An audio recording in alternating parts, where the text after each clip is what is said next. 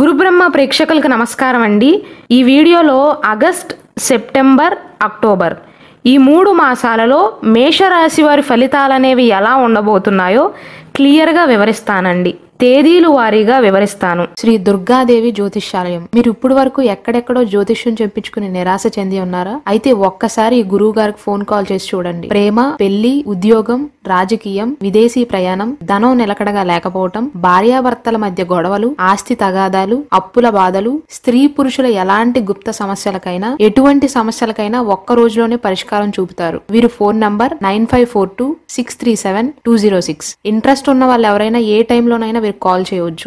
ఈ మాసంలో వ్యాపార రంగంలో ఎవరైతే పనిచేస్తున్నారో వారికి గుమస్తాల వల్ల ఇబ్బందులు ఎదురవుతాయి. అంటే లెక్కల్లో తేడాలు కనిపిస్తాయండి. ఆగస్టు మాసంలో సంతాన ప్రయత్నాలకు మాత్రం పెద్దగా అనుకూలించే కాలం కాదు. జూలై మాసం అనుకూలంగా ఉంటుంది. ఆగస్టు మాసంలో మాత్రం మేషరాశి వారికి పెద్దల ఆశీస్సులు చాలా అవసరం అండి. అశ్విని, కృత్తికా నక్షత్రాల కంటే కూడా భరణీ నక్షత్ర జాతకులు ఎవరైతే ఉన్నారో వారికి కోర్టు కేసుల్లో అనుకూల ఫలితాలు ఉంటాయండి. చివరి వారంలో మిత్రులతో ప్రయాణాల వల్ల కొంత సంతోషకర సమయం అనేది ఏర్పడుతుంది. ప్రభుత్వానికి సంబంధించిన పెద్దలతో పరిచయాలు ఏర్పడతాయి. సంఘంలో పెద్ద పేరు ఉన్న వారితో మీకు మంచి పరిచయాలు అనేవి ఏర్పడతాయండి. స్నేహితులను కలుసుకుంటారు. పాతకాలపు జ్ఞాపకాలను నెమరవేసుకుంటారు. మెయిన్గా అశ్విని నక్షత్ర జాతకులకు మాత్రం ఆగస్టు మాసంలో శిరోబాధ బాగా వేధిస్తుందండి. అంటే తల సమస్యలు ఎక్కువగా వస్తాయి. కృత్తికా నక్షత్ర జాతకులకేమో ప్రయాణాలు పెద్దగా కలిసి రావండి. ఆగస్టు మాసంలో సాధ్యమైనంత వరకు కృత్తికా నక్షత్రంలో జన్మించిన వారు ఆగస్టు మాసంలో ప్రయాణాలు చేయకపోవటమే మంచిది. వృత్తి, వ్యాపార, ఉద్యోగ విషయాలలో సామాన్య ఫలితాలు ఉంటాయి. పెద్దగా నష్టాలైతే సూచించబడట్లేదు. మొత్తం మీద చూసుకున్నట్లయితే ఆగస్టు మాసం మేషరాశి వారికి అబోవ్ యావరేజ్ కాలంగా చెప్పవచ్చండి. మేషరాశి వారికి సెప్టెంబర్ మాసంలో ఎలా ఉండబోతుందంటే ఆరోగ్య విషయంలోనూ, వృత్తి వ్యాపారాలకు సంబంధించిన విషయాలలో మెరుగుదల అనేది ఉంటుందండి. అయితే ఆదాయంతో పాటుగా ఖర్చులు కూడా పెరిగే అవకాశాలు ఉన్నాయి, ముఖ్యంగా వ్యాపారస్తులకు. ఈ మాసంలో స్నేహితులతోనూ, తల్లి తరపు కుటుంబ సభ్యులతో ఆనందంగా గడుపుతారు. అయితే మేషరాశి వారు ఈ మాసం అంతా కూడా ఇరుగు పొరుగు వారితో చాలా జాగ్రత్తగా ఉండాలండి. ముఖ్యంగా ఆడవారు ఎవరో ఏదో చెప్పారని నిజమని నమ్మి ప్రచారం చేయకూడదు అన్న గుణపాఠాన్ని ఖచ్చితంగా ఈ మాసంలో మేషరాశిలో జన్మించిన ఆడవారు నేర్చుకుంటారు.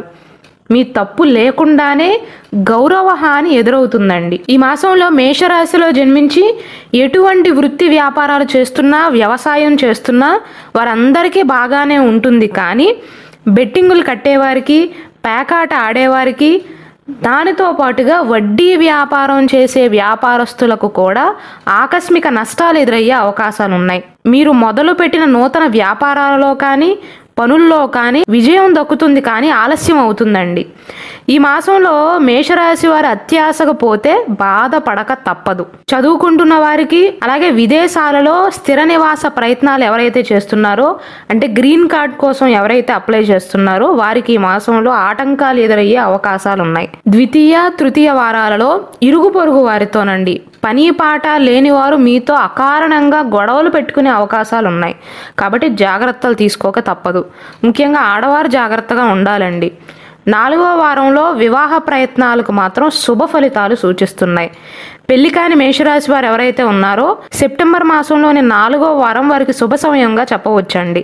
కేవలం బెట్టింగులు కట్టేవారికి, వడ్డీ వ్యాపారస్తులకే కాదు, వివాహ సంబంధ విషయాలలో కూడా అత్యాశకు పోతే జీవితాంతం బాధపడవలసి వస్తుంది. కాబట్టి మేషరాశి వారి మాసంలో ఏ సంబంధం వచ్చినా, ఏ పెళ్లి మ్యాచ్ వచ్చినా సరే డబ్బు గురించి, ఆస్తి గురించి పక్కన పెట్టి మీకు కాబోయే జీవిత భాగస్వామి యొక్క గుణగణాలను సరిగ్గా కనుక్కొని అప్పుడు మాత్రమే రంగంలోకి దిగటం మేలండి. సెప్టెంబర్ మాసంలోని 7వ తారీఖు, 9వ తారీఖు, 13వ తారీఖు ఈ 3 తేదీలు అనుకూలమైనవి కావు.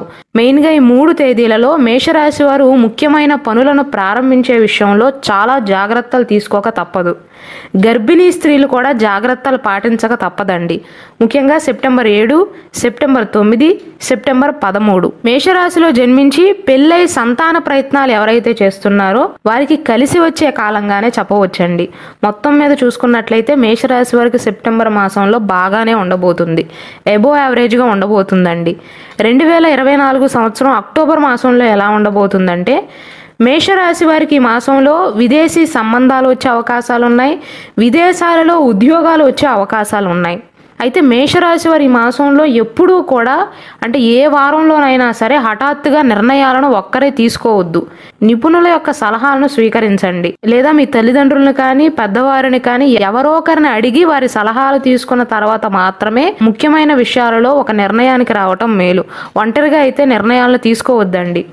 ఈ మాసంలో కొద్దిగా మంచి ఫలితాలే సూచిస్తున్నాయి. గత కాలంలో అర్ధాంతరంగా ఆగిపోయిన పనులు కూడా ఊహించని విధంగా ప్రారంభించి పూర్తి చేస్తారు.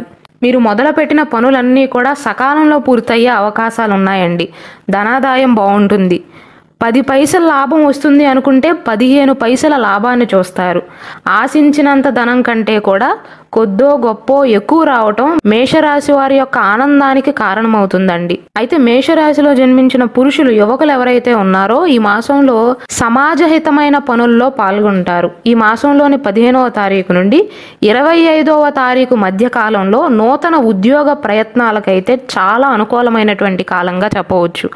మేషరాశిలో జన్మించి ఎవరైతే గతం నుండి ఉద్యోగ ప్రయత్నాలు చేస్తున్నారో అక్టోబర్ 15వ తారీఖు నుండి అక్టోబర్ 25వ తారీఖు మధ్య కాలంలో, ఇవి కేవలం 10 రోజులైనా సరే ఈ 10 రోజుల సమయం మీకు చాలా అనుకూలంగా ఉండబోతుందండి.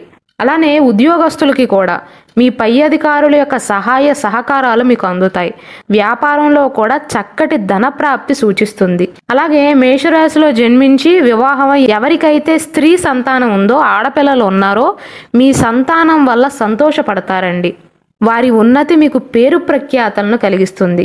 పై చదువులు చదవటానికి ఎవరైతే విదేశీ ప్రయత్నాలు చేస్తున్నారో వారికి కూడా అక్టోబర్ మాసం అనేది అనుకూలమైనటువంటి కాలంగా చెప్పవచ్చండి.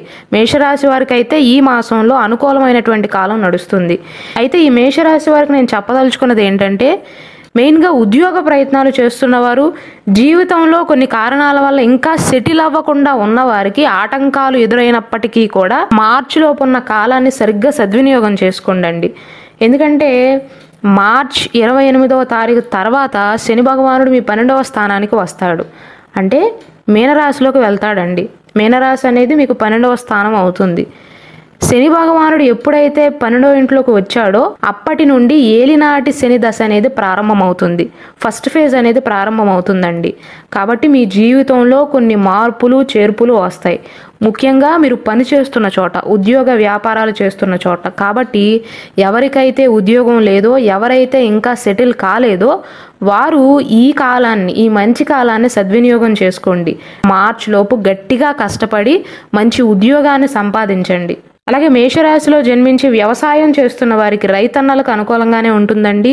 అయితే మనుషులతో పని చేయించే విషయంలో మాత్రం పని వాళ్ళు మిమ్మల్ని ఇబ్బంది పెట్టే అవకాశాలు ఉన్నాయి. మేషరాశిలో జన్మించి ఎవరైతే చదువుకుంటున్నారో విద్యార్థులకు అనుకూలమైనటువంటి కాలమేనండి. వారికైతే సమస్యలు సూచించట్లేదు, ప్రతికూలమైనటువంటి సంఘటనలు సూచించట్లేదు. మొత్తం మీద అక్టోబర్ మాసం కూడా యావరేజ్ నుండి అబోవ్ యావరేజ్ మధ్యలో ఉంటుందండి. అలానే మన గురుబ్రహ్మ ఛానల్లో మేషరాశి వారు 12 రాశుల్లో ఏ రాశిలో జన్మించిన వారిని వివాహం చేసుకుంటే బాగుంటుందో, మీ జీవిత భాగస్వామితో ఎలా ప్రవర్తిస్తారో క్లియర్గా వీడియోస్ చేశానండి. కాబట్టి దయచేసి వాటిని కూడా వీక్షించండి.